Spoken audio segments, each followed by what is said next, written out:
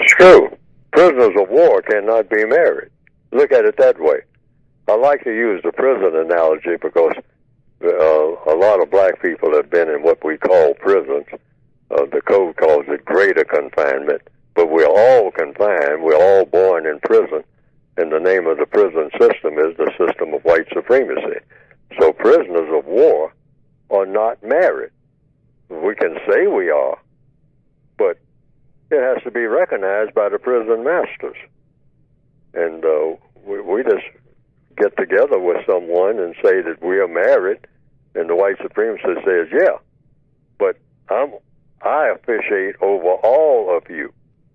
See, if you're a prisoner of war, you can't make decisions or make promises to your so-called mate.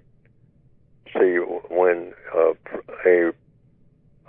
say a married couple, for instance, has to have what? There's an old saying, to raise a child, it takes a village. Well, it takes a system to support a marriage. So if you're in a prison system, you're really not married. You can call a person your wife, but a lady can say, I have a husband. These are just words. But you can't promise that person anything as a prisoner of war. Why? Because you can't promise yourself anything. See, marriage is based on promises made and promises kept. But you can't guarantee anything if you're a person of color on this planet to anybody, because you can't guarantee yourself that you'll even be breathing. If the white supremacists tell you when you're saying, I can't breathe, and the white supremacist says, yeah, I know you can't breathe because I got my arm locked around your neck. And if you die while I'm doing it, you're just a dead Negro, that's all. You're just a dead non-white person. Because I don't have to answer to anybody that looks like you. Ever. I have to answer to other white people. That's what white supremacy means. So, to get back to the point, you're not married unless the white supremacists say that you are.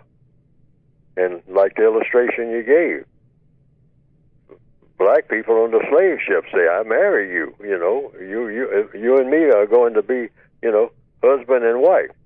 But you can't be a husband because you can't function as one. She's in chains and you're in chains by the chain masters. All right? So when you get where you're going, you say, well, wait a minute, you're going to take her down, you're telling her to go here? That's my wife. We got married on the boat and all like that.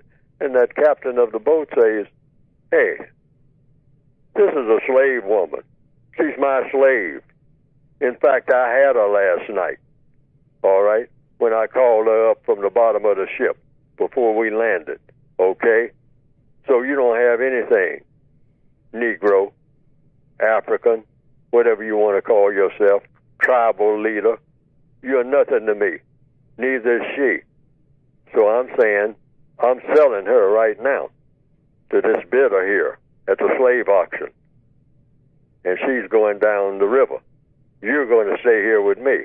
End of story. So much for your so-called marriage. Now that has not changed, because black people will say, well, yeah, I got a wife, but she's in California, but my job is up here in Minnesota. I got to do this, I got to do that. Say, well, how come she's not with you and whatnot? Well, I couldn't take her with me. Okay. Well, why couldn't I? I mean, our money wasn't good enough, wasn't long enough. I have to move around a lot. I mean, in order to make a living. She doesn't have a job, so I have to move a lot. And my job calls, we can't have, it's the type of job where you can't have your woman with you all the time. Oh, according to whom? According to the people that run my job. And that is black people's plight all over the world. Right now, as we speak, there are black males by the millions who are working on jobs in places where a long ways from their village where they were born, and they're sending money back to what they call their family. They don't really have a family. Why? They're not together. They're not looking at each other. That's all in their imagination. They can't be with the person.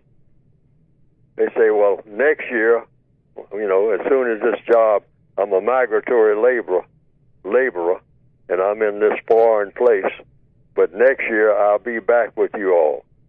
I mean, send me some pictures, and show me who's doing what and how the children have grown and all like that. That hasn't changed.